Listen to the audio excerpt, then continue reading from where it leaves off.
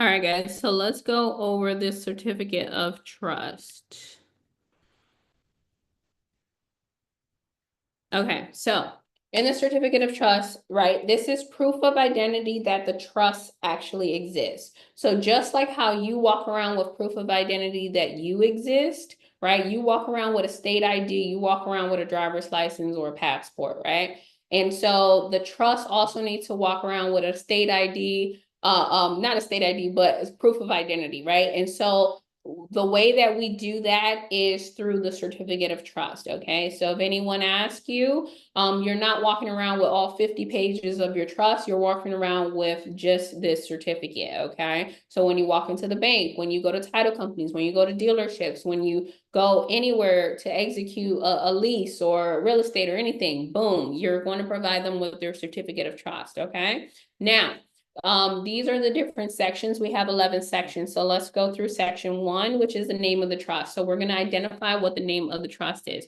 So like I said, for education purposes, I'm using MC Holdings as my example here, okay? So MC Holdings was created by the grantor on, and then we're going to put the actual date. So today is my establishment date, so I'm putting May 5th. 2025, and this document and is the document that the certificate of trust summarizes for the purpose of funding assets into the trust or for any other purpose that requires an identification of the trust and the relevant trust provisions, okay?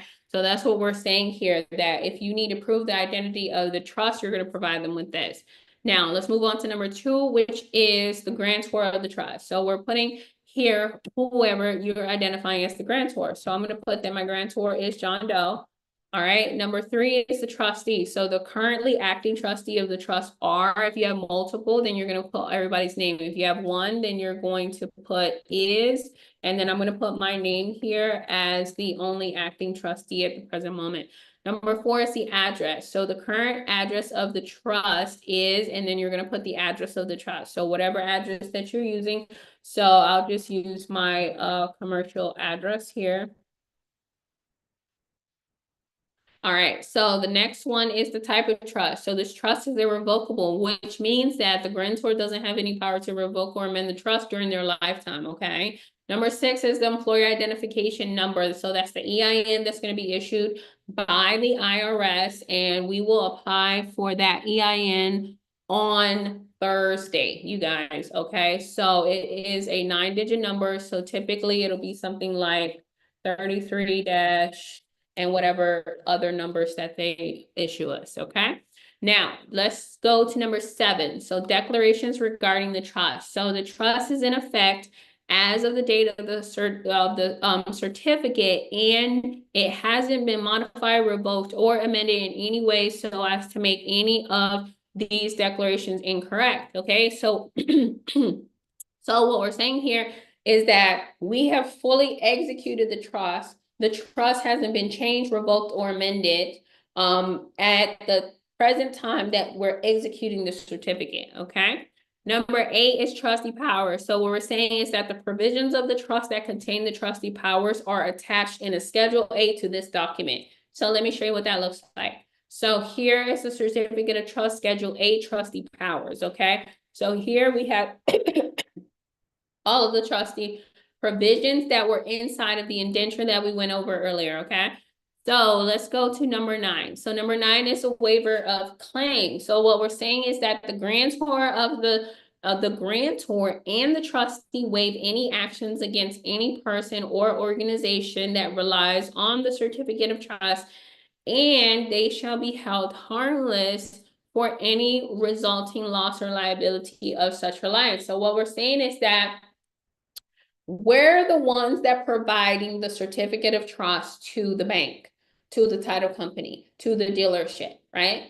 To the DMV, all these places, right? And so if they go and utilize the information that we've placed here, and let's just say that we have the incorrect EIN number or address, right? We're not going to hold them harmful of any loss or any discrepancy or event that might have happened or occurred due to them relying on the information that we put on the certificate of trust, okay? So just keep that in mind.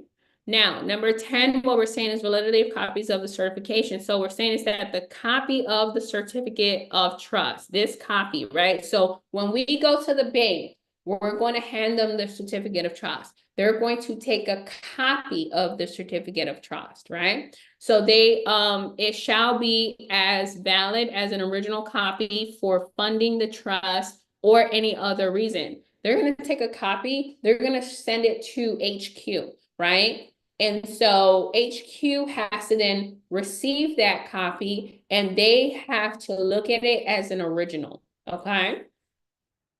And number 11 is actions by the trustee. So while the above named trustee or serving, either may act independently to bind the trust. So what we're saying here is that I'm a trustee, you're a trustee. We can work independently. It doesn't have to be joint, right? So if you want to go get a credit card for the trust, you can do that. If I want to go buy a card tomorrow for the trust, I can do that. I don't need your signature. I don't need your approval. I don't need anything like that, okay? I can bind the trust in whatever I want independently because I'm a trustee, okay? So as long as your signature is on here, so we're going to execute the certificate. So what we're going to do is we're going to put the name of the grantor. So I'm going to put my grantor's name here. And then I'm going to put my name as the trustee. All right, and then I'm going to put the state information. So I will put for education purposes, Florida. I'll put Dade County and I'll put the year. And then it needs to be notarized. So the notary is going to sign and seal the certificate of trust, which turns it into a legal document that you're able to utilize, okay? So then I'm going to go ahead and turn everything black. And then we're going to move on to administrative contact information. So here is where you're going to list your successors, your co-trustees, your executive secretaries, your general managers, your treasurers, your protectors. So whoever you're appointing in a position, right, you're going to list them here. You're going to put their name, their address, and their phone number, okay? All right, so we are officially done with the overview for the unincorporated business trust.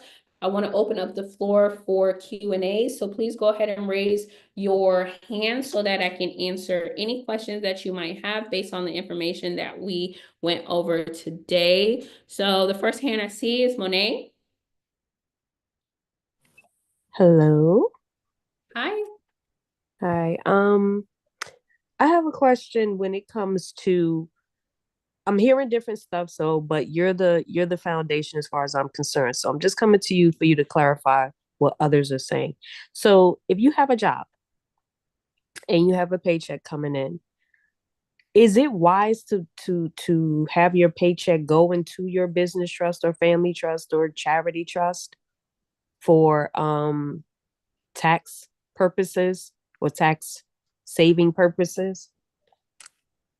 Because I heard that you can donate like 50 to 60% of your paycheck and it would be considered a write-off or a donation, or it would be beneficial as far as your taxes. So is that true? Okay. Yeah, so you can do a charitable contribution on the 1040 side. You can do a charitable contribution and you can contribute up to 60% of your annual gross income. That is 100% correct. And so you would have to do a charitable contribution, not to your business, not to your family, but to your trust that is a charity or a ministry. Okay, thank you. You're welcome. All right, next we have James. Hey, Christina, how you doing? Ray, how are you? Good. So I have a few questions. First one is, I'm running into a few problems with the grantor list. I noticed that you sent out an updated one about a week ago. I've contacted a few people on that list, but nobody, well, via email, nobody has reached back out to me. Um, as far as the grantor, you basically can't start the trust without one, correct? Um, Correct. okay.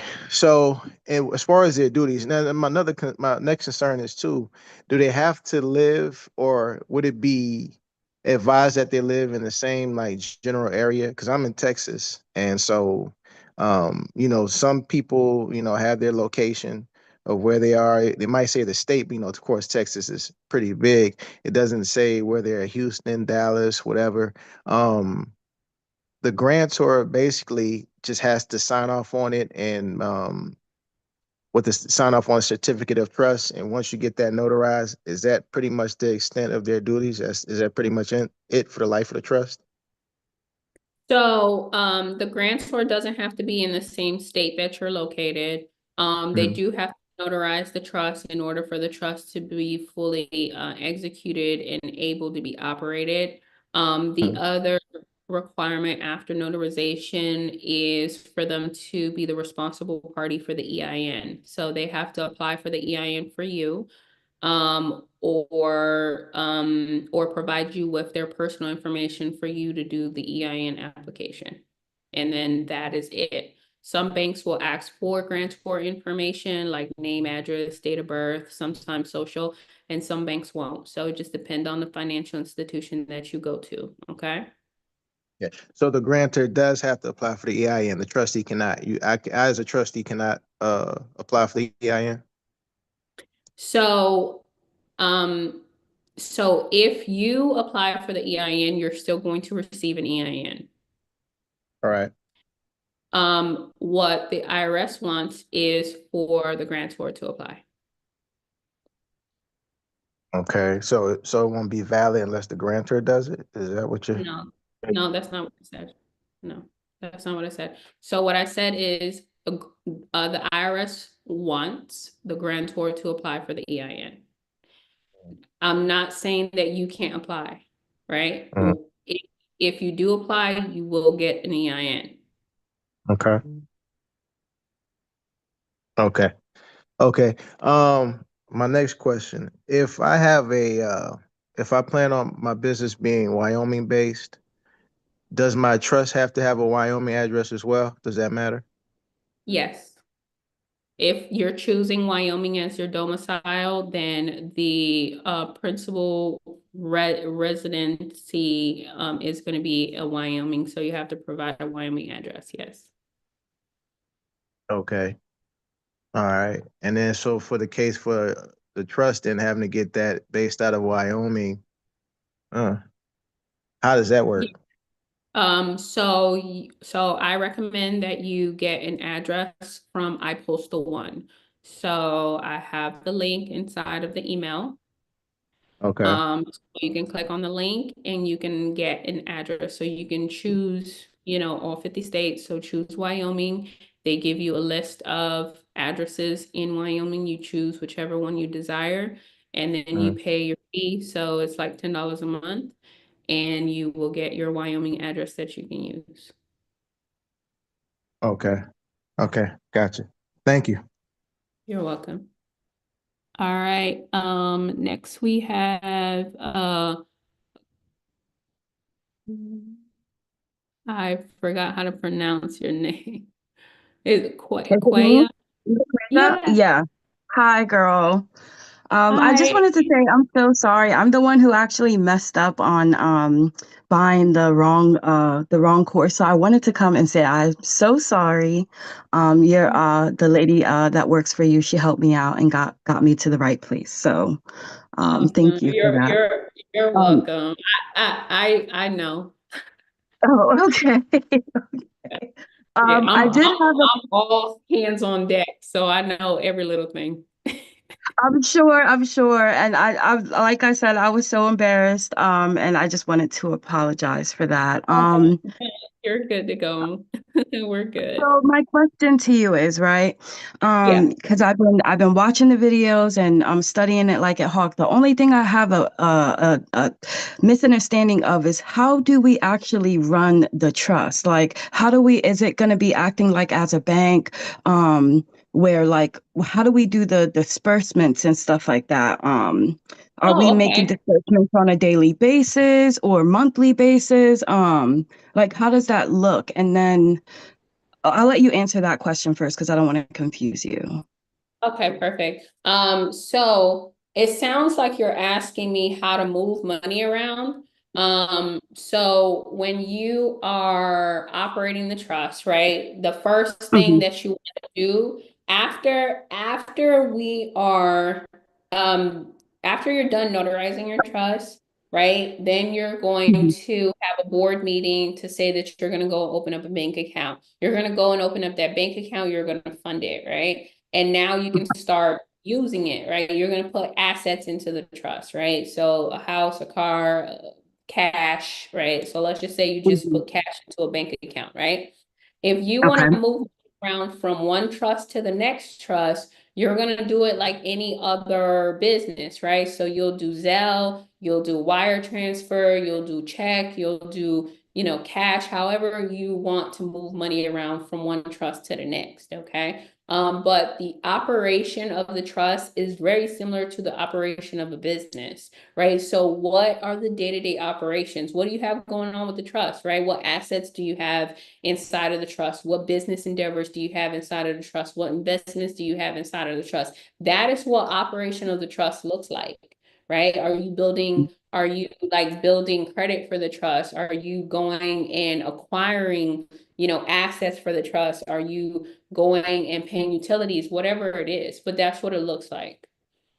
Okay, okay. So no, it's honestly, it's just it's going to be for my master class where I'm just going to be having money come into that trust.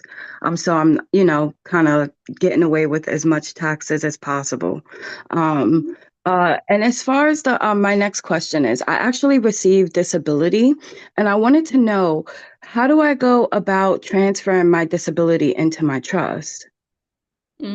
So your disability is under your name and social. So it's Yeah. always going to be in your personal name. That's one of, the social benefits. So there's no way for it to directly go to the trust. So Okay.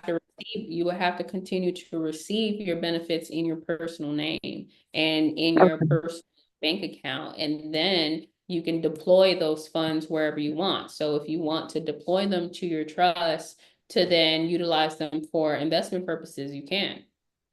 Okay. Okay. That's all I needed to know for that. I think let me see.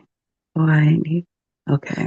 Okay. I think you answered. Honestly, those are the two questions I have. If I have any more questions, I'll ask for tomorrow in class. Perfect. Wait, can you tell me how to pronounce your name? I can't Yeah. be. So my name is.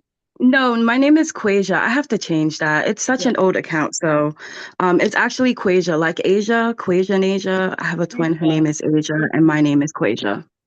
Quasia. Okay, that's easy. I gave you getting tongue twisted and tied and all this stuff. It's Okay, okay, girl. I got you, Quasia. Okay, I'm not gonna mess this up, I promise. All right, girl. Well, I'm gonna let you get to it. Thank you for answering You're welcome. question. You're welcome. I'll see you tomorrow. All right, next we have Tyrone. Hey, Tyrone. What's good, family? What's up, boss man? Oh, What nothing what much.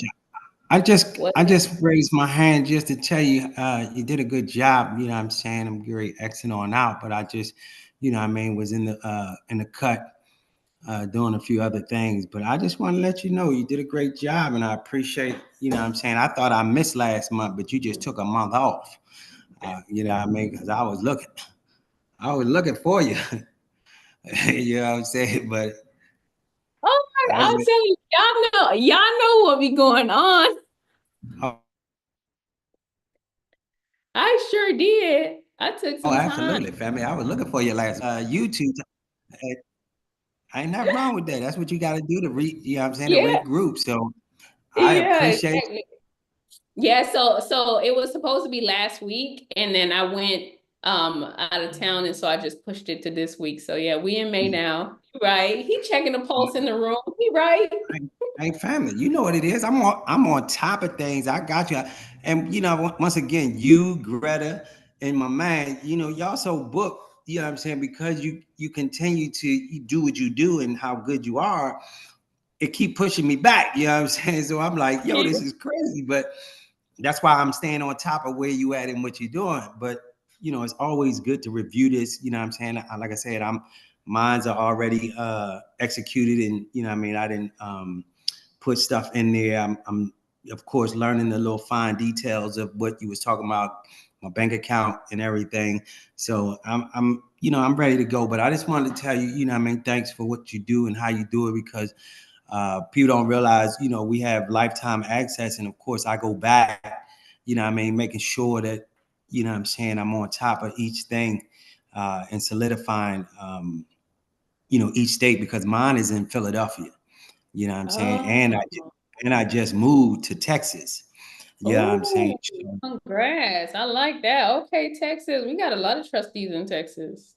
Yeah, I know. I saw that, you know what I mean? But and so we waiting on you to come to Texas now, yeah, because I thought you were gonna come to California. Listen, I'm on the way. I'm on the I, way. Wait, what I, city are you in, Tyrone?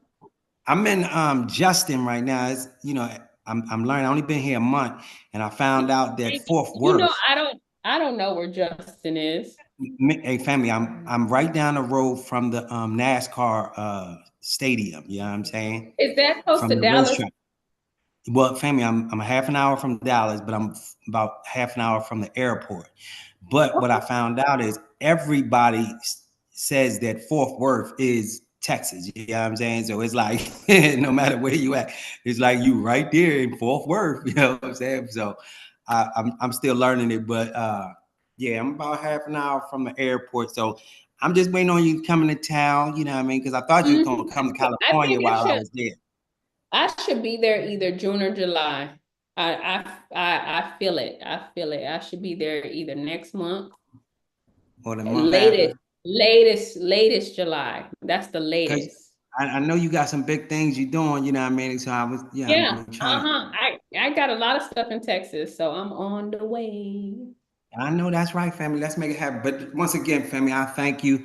Yeah, I mean, of course, I'll be there tomorrow, you know what I'm saying, and looking out for you. So God bless you, and you enjoy the rest of the day, family. And I Thank appreciate you once you. again. Appreciate you too, Tyrone. Thank you so much for being a part of the community. So Tyrone made a good point that you guys have lifetime access to the workshops. So we do it every single month. So we try to do it every 4 weeks. This time we stretched it out to 5 weeks, but you have lifetime access every single time that we do it. You jump in, you jump out, you get what you need, you ask your questions, you know, do just use us as a resource. So that's awesome. All right, so next we have Nick. Hey Nick. Hey, Christina, how you doing? Good. How are you? I'm doing good. I got a couple questions. The first one is the trust protector. If we're starting out without that, do we just delete every reference to it in the contract, or how we handle that? You can. So if you feel that you're never, ever, ever in the life and duration of the trust, if you're never going to use a trust protector, delete it from the indenture. If you want to just leave it there because it's optional and you feel like Right. maybe 20 years into the future, you know, a one will be appointed, then that's Right. going to save you from amending and adding all that stuff back. So you could Okay. leave it, but you don't have Okay. to appoint a protector. Okay. Okay. Perfect. And my other question was back to what James was talking about, like having the trust in Wyoming. I was asking, like, if you have, let's say, a corporation or something like, I don't know, like a supervisor. So if you got like a corporation, you got the LLCs or other corps under it or something, and the business trust owns that, would you still need the business trust based out of those kind of places like Wyoming and Delaware if your corporation is based out of it, or would you do the trust in your home state? Not necessarily, you don't. So so you have to think about it from a standpoint of if your business trust was sued, right? So if your business trust was sued, do you want it to be in a um competent jurisdiction, court jurisdiction of Wyoming or of your home state? So Okay. that's what's gonna determine. And so Wyoming has very favorable, laws for businesses, and that's why a lot of people like to choose Wyoming as their domicile for their trust. Okay, and I get that, but I guess the reason I'm asking that way is because if essentially the business trust is just like a holding trust, then if it's not directly doing business with outside entities, do you need to be kind of focused on that as far as it getting sued if it's not even doing any interaction with any public thing? Yeah, so the business trust, it operates under common law, and it doesn't operate under the statutory law of whatever state that you're choosing for the domicile. So if you look at it from that perspective and knowing that it's not really operational, but just holding assets, you're fine. Okay, thank you. You're welcome. All right, thank you, Nick. Next we have Rocio.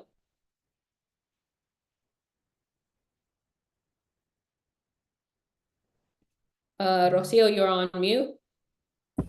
Okay. Hi, Christina. Thank you so much for all Hi. the information. Hi. You're welcome. I have some questions. I have a couple business. They are LLCs, and so those LLCs, do I have to change the registered agent to be on the? Do I have to change the registered agent to put it on the trust? Like I'm gonna be the trustee on the business trust, but I'm the registered agent on the LLC. Do I have to change that, or do I keep it?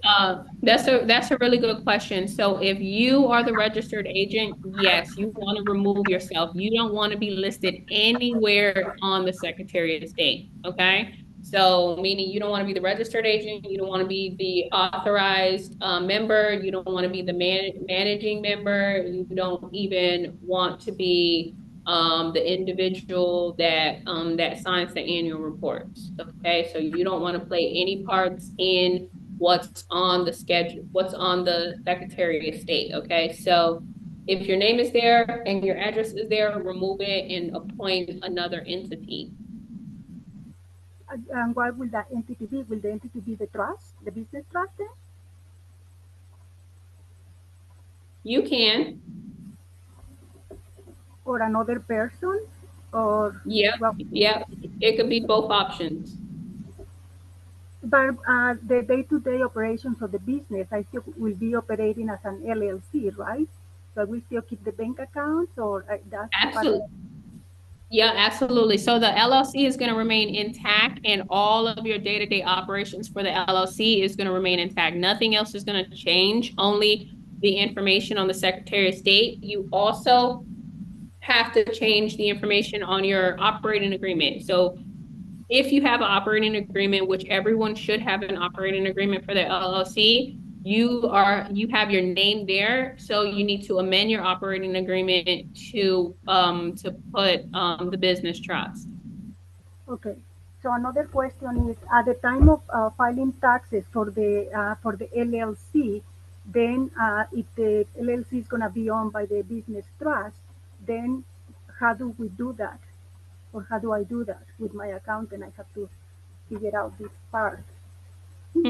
Yeah, so if you want to move money from the LLC to the business trust, you're going to do a K-1 distribution from the LLC to the business trust.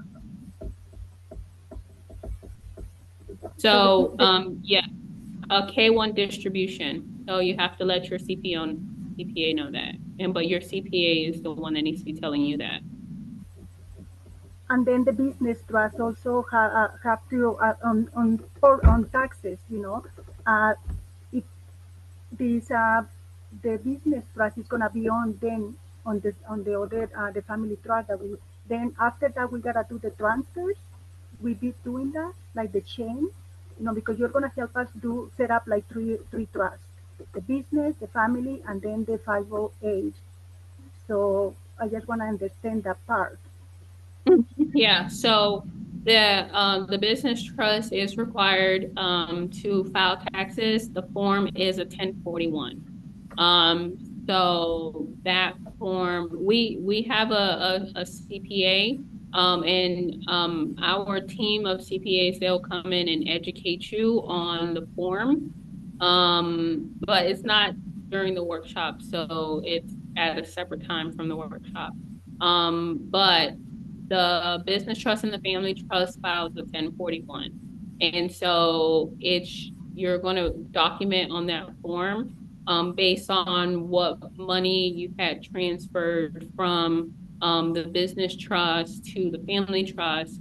And so that is also considered a distribution as well. So you're going to be distributing from business to family.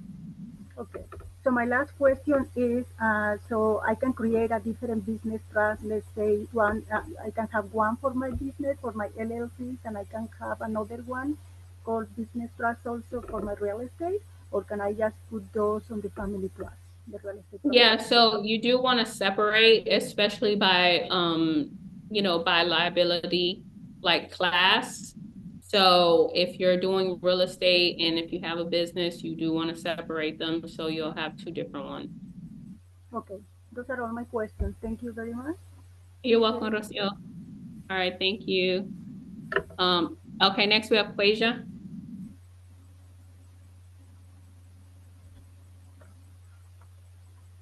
Okay, so I wanted to tell you real quick, because I didn't know that anytime you did have classes that we could just jump in and jump out.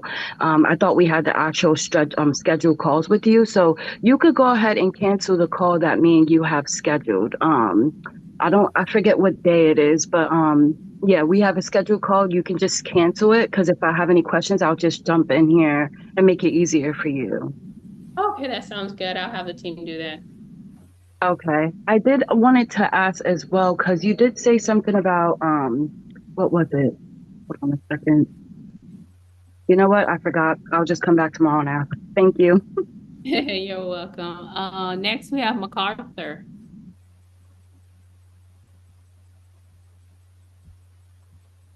MacArthur, do you have a question?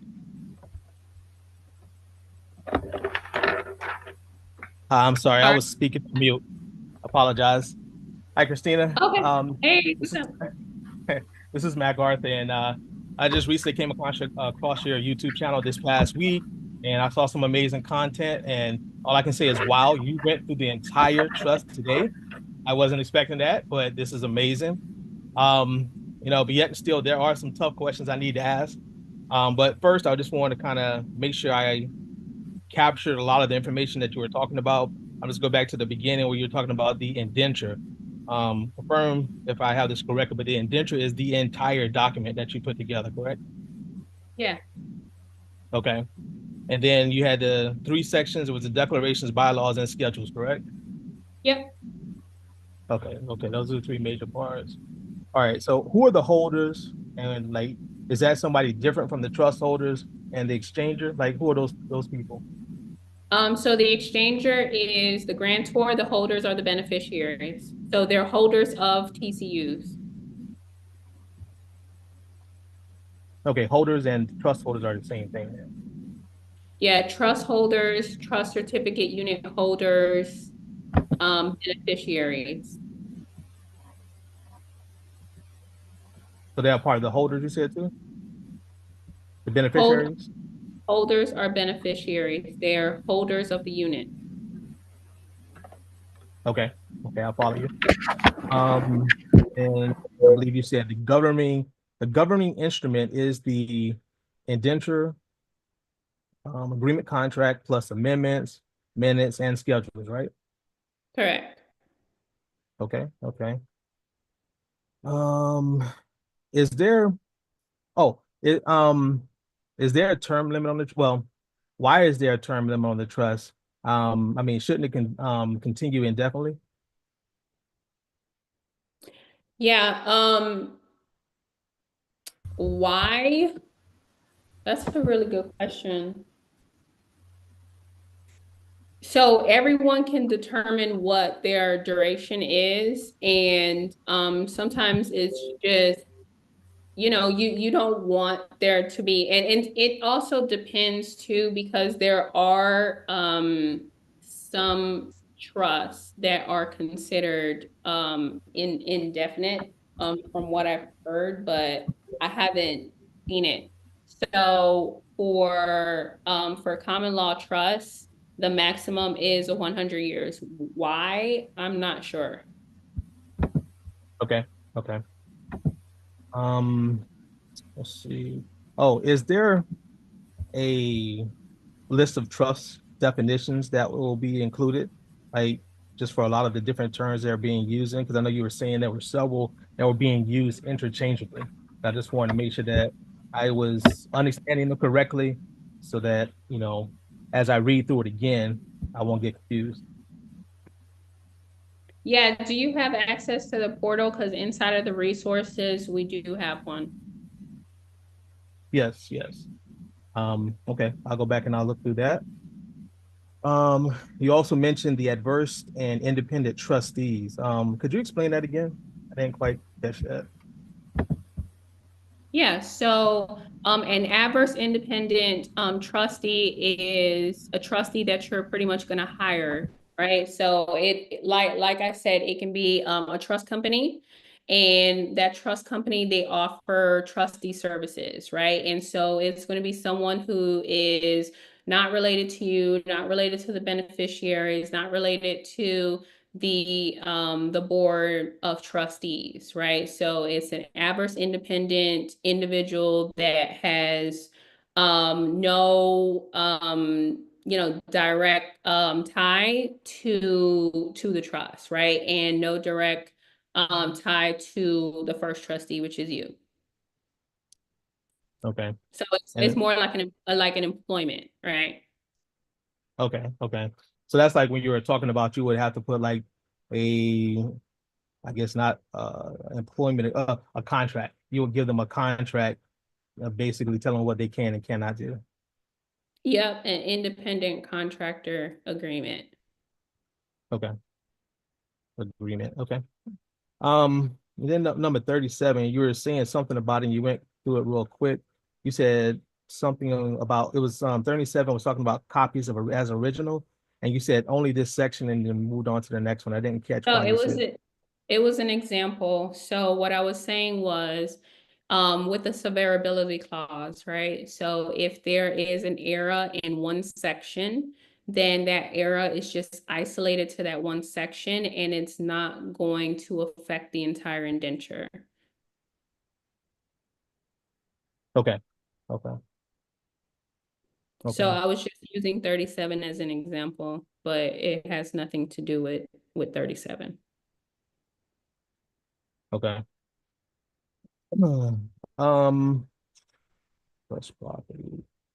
Oh, at the end you were listing the trust property so that you put the LLC inside of the trust property, but I noticed you didn't list the $1 Federal Reserve note. Is there any reason you didn't list that? Yeah, because it's not considered an asset, it's considered a consideration. Consider. So we separate the initial corpus, it's separated, right? So whatever you are pretty much funding the trust with, so you're funding the trust with $1, and then everything else is outside of that. So those assets are placed after the $1. Gotcha. I follow you now. Okay. So those were the questions I had about the stuff you went over today, but this is one of the questions I always have to bring up, and there's no ill will meant by this. There's only love. But when you actually created your first trust, did you hire an attorney to do that for you and then have them No. trained on the operations? Why? Why not? So I went through mentorship. So my mentor, he has like $200 million worth of real estate. And so he does all of his trusts and he showed me how to do mine. He's my hard money lender. Okay, okay. Yeah, I've had some experiences with trust. But one of the things I always get hit with is like, why won't you just go to an attorney? So can you So speak to I will be transparent with you. An attorney is not going to show you, teach you, train you how to operate a trust at all. I've never seen it. Have you? I have not. Okay. Okay. So, Well, that people out here in society, they have trust and they're so lost, they don't know how to use it. They have trust and they're still using their social security. They have trust and they don't have their assets in the trust. And then they die with a trust and the assets were still outside of the trust. yeah, that's terrible. Or you have attorneys who say, hey, you don't need a trust. You only have one house. And then they say, hey, no, right. That's So not then helpful. they say, hey, I'll help you set up a will, right? And so Yeah. they help you set up a will, and then you end up in probate, and then they come back around and say, okay, now I'll represent you in probate. I get to double dip. Yeah, that's not helpful at all. That's just taking advantage of you, actually. Okay. Well, that's pretty much all I had. So I once again, I want to say thank you for the value that you're providing here. I think you're providing huge value. So I'm looking forward to learning more. So thank you. You're welcome. Guys, I have a disclaimer. I am extremely apologetic. I only have 5 minutes left. And I have 5 hands. I'm gonna go through this as quickly as possible. But if I don't get to you, I will answer your question first thing tomorrow when we meet at 11, okay? So we have JW Lewis. Hey, quick question. Thank you for the presentation.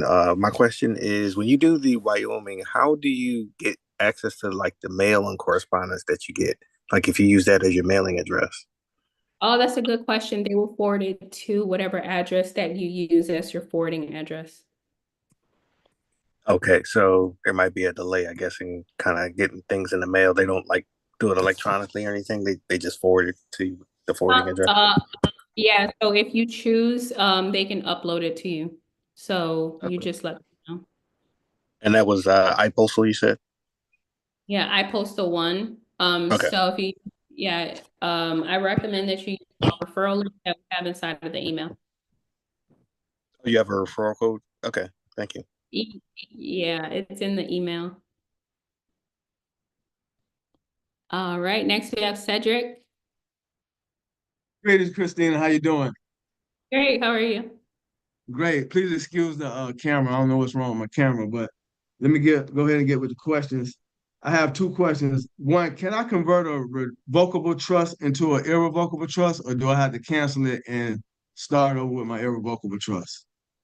So no, you cannot convert it. But I will tell you that once the grantor expires, it does become irrevocable. So I don't know who your grantor is, and if you want to wait for them to expire, but if not, then you do have to create a new trust that is already irrevocable in nature. Okay, yeah, because it's a revocable, I set myself as a grantor, and now I know that I didn't do it properly, so I just started over. Thank you for that. And the last Yeah. one is, what about an LLC? Because I have an LLC, but now that I'm setting up my business trust, I don't want to do the LLC or the incorporated route anymore. Do I have to start that over as well? So you already have an LLC that exists? Yes. Okay, well, you would have to make the determination if you want to continue it or if you want to dissolve it. So if you want to dissolve it, you just go through the Secretary of State in order to do that. Okay. All right. Thank you so much. And then last question about the access to the portal. How do I gain access, or will an email be sent to me? Yeah, so when you enrolled into the program, you received an email. Sometimes those emails go to spam, so please check your promotion folder or your spam folder, or search your inbox for 7 Ways to Wealth and you'll find your login credentials. If you can't find it, then reach out to the team. So reply to the email or the text message, and the team will be able to resend you your login credentials. Thank you so much, Christina. Great class. Thank you so much, Cedric. I appreciate you being here. All right, next we have Betty.